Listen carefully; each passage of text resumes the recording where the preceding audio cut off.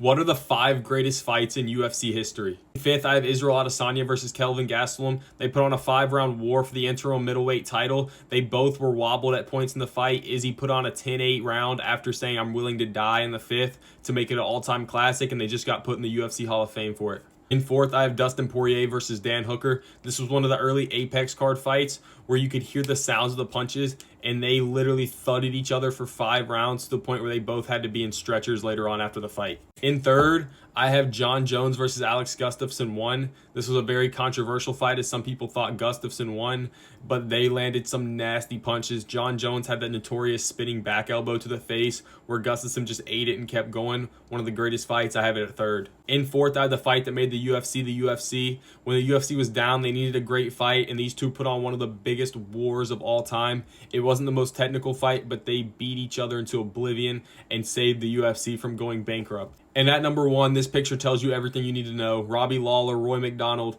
2 for the welterweight title, and Robbie Lawler won a tough man contest in this fight. Roy McDonald held on for as long as humanly possible, but with the nose broken and the amount of swelling and damage done to the head and body, in the 5th round he finally caved in, and the Robbie Lawler with the cut lip ended up winning, defending his title in the greatest fight of all time.